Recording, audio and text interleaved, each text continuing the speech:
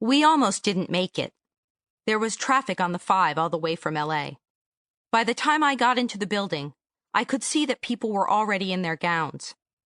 I found mine and threw it on, taking care with the peculiar-looking cap, known as a tam, that is the pride and humiliation of all doctorates.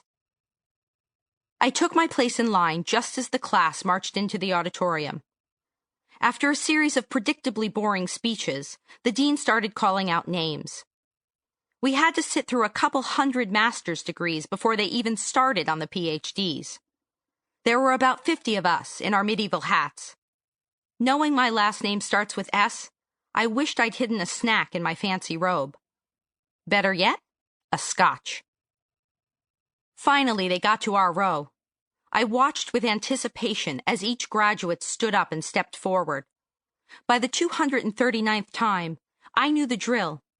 Name gets called out, graduate walks up, diploma and handshake from the provost while the dean inelegantly shoves the hood over the poor graduate's head. Once the person's hair is thoroughly messed up, a fast click-click from the school photographer.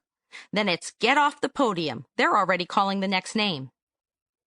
So when the lady next to me got called up, I readied myself for the mad dash.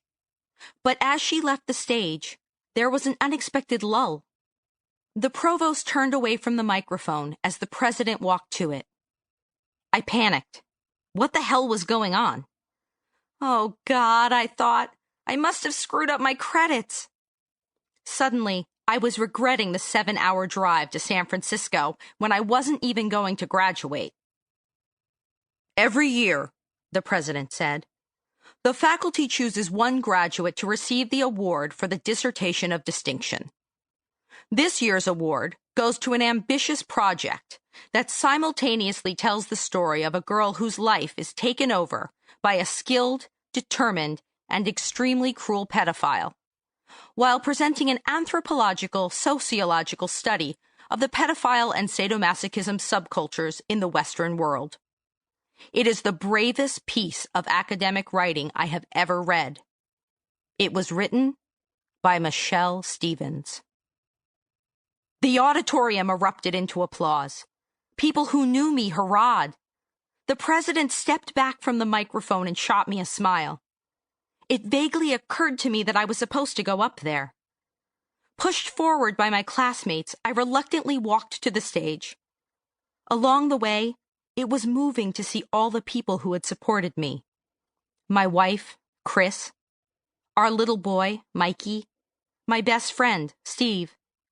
My whole dissertation committee was there, plus a slew of supportive professors. It was miraculous, really, that moment. Miraculous that I was even alive. See, up until that point, I'd led a very dangerous life. First, as a result of heinous child abuse. Later, as a result of the severe mental illness that stemmed from it. Just 6 years prior to graduation, I'd been confined to a mental hospital because one of my alternate personalities kept trolling for sadistic men who aimed to hurt me. Another was continuously suicidal and had made quite a few attempts. While at that hospital, which specializes in treating people who have suffered severe psychological trauma, I was told by a seasoned therapist that my prognosis was not very good. I was diagnosed with dissociative identity disorder, more commonly referred to as multiple personality disorder, which is one of the worst psychiatric diagnoses a person can get. All around me were patients who had lost everything due to the disease. Their jobs, their spouses, their kids. I was told that I would never be able to lead a normal, functional life. I was told I was a lost cause. So, to say it was a miracle to be standing on that podium that night in front of the faculty and student body is not an overstatement. And to be lauded for my dissertation, well, that was a miracle too. See, the topic of my dissertation was my fucked up life. Not the usual academic fare, I know. But as the survivor of a child sex ring, I wanted to shed light on pedophiles. I needed to explain why they do what they do and how it affects their young victims.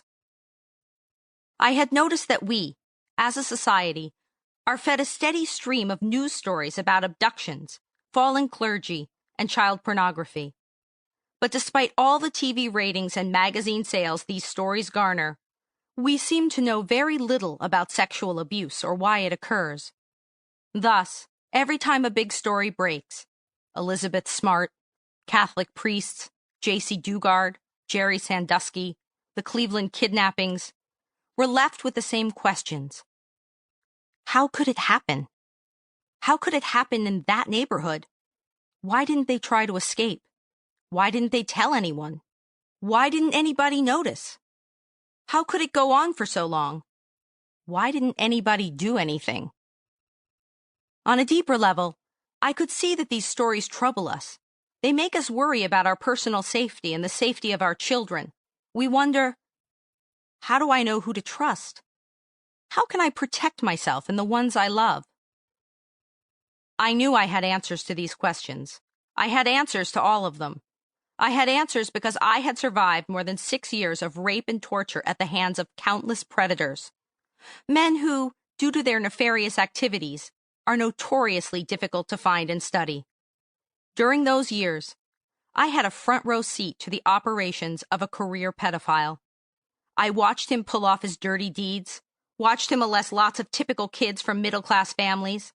I also watched a considerable number of his pervert friends.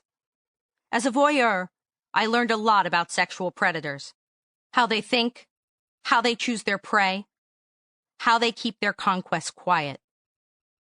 Furthermore, as a survivor, I knew what it was like to suffer abuse, what it does to a person's spirit, to their psyche. To keep listening to this audiobook, I've left you a link in the description so you can do it, at no cost thanks to Audible's 30-day free trial.